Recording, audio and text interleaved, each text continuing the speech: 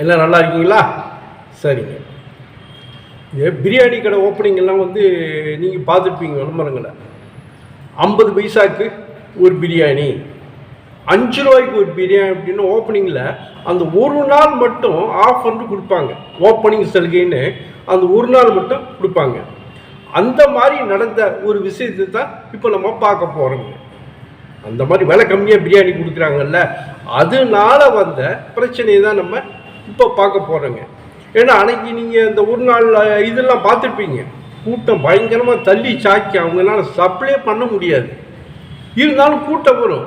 ஏன்னா 5 ரூபாய்க்கு ஒரு பிரியாணி கிடைக்குது, 50 பைசாக்கு பிரியாணி கிடைக்குதுல்ல, அந்த மாதிரி ஒரு விஷயத்தான் இப்போ நம்ம பார்க்க போகிறோங்க.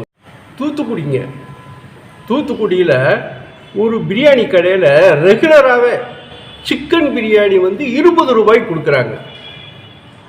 ஒரு சிக்கன் பிரியாணி எப்பவுமே 20 ரூபா தாங்க. அதனால் வந்து நல்ல வியாபாரம், ஏன்னா நல்ல ருசியாகவும் இருக்குது. ஆனாலும் அங்கே சில மக்களுக்கு வந்து அது வந்து சந்தேகமாக தெரியுது.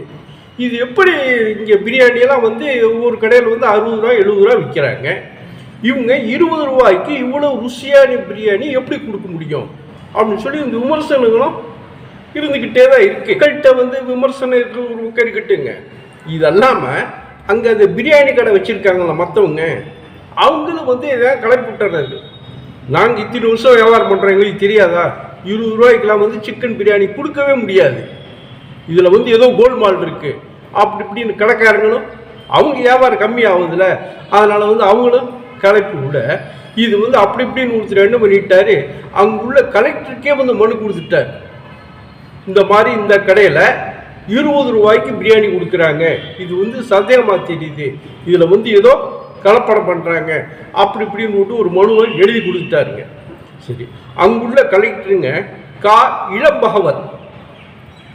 இளம்பகவத்துங்கிற அந்த கலெக்டர் வந்து இதை வந்து நேரடியாக தானே கடைக்கு வந்து ரெய்டு வந்து பண்ணுறாருங்க.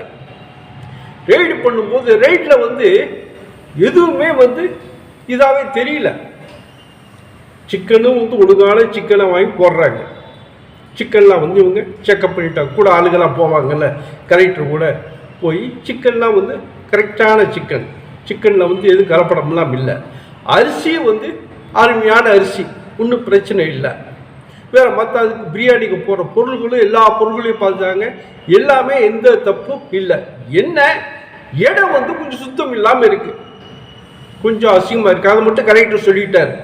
இடம் வந்து சாப்பிட்ற இடங்க எல்லாம் வந்து சாப்பிட்றது, நீங்கள் செய்கிற இடம் இதெல்லாம் வந்து சுத்தமாக இருக்கணும், இதை மட்டும் பார்த்துக்குங்க, க்ளீனாக பார்த்துக்கணும்னு சொல்லி போட்டு போயிட்டாருங்க. எந்த தப்பும் இல்லைன்னு சொல்லிட்டார். அதனால் இப்போ என்ன ஆச்சுன்னா, பிரியாணி கடையில் முன்னே இருந்த விட முன்னே வியாபாரம் அதிகமாகிடுச்சு. ஆமாம், முன்னே வந்து கொஞ்சம் லேஸ் மாதம் இதெல்லாம் மக்கள்லாம் சந்தேகமாக இருந்தாங்கல்ல, என்னமோ இதுன்னு கலெக்டர் ஆய்வு பண்ணி க்ளீனாக இருக்குன்னு சொல்லிட்டார். அப்புறம் என்ன அப்படின்னு சொல்லி எல்லாம் வந்து சாப்பிட ஆரம்பிச்சிட்டாங்க. முன்ன விட இவங்களுக்கு இப்போ வியாபாரம் வந்து அதிகமாகவே ஆயிடுச்சுங்க. பாருங்கள், எல்லாம் அங்கே இருக்கிறவங்களாம் ஒன்று நினைக்க, இங்கே இருக்கிறவங்க இந்த மாதிரி ஆயிடுச்சு. சரிங்க, இதே மாதிரி வேற ஒரு நல்ல பதிவோட மறுபடியும் நான் உங்களை சந்திக்கிறேன். நீங்கள் தூத்துக்குடி போனீங்கன்னா போய் நீங்களும் பிரியாணி சாப்பிட்டு பாருங்கள். சரி, நன்றிங்க.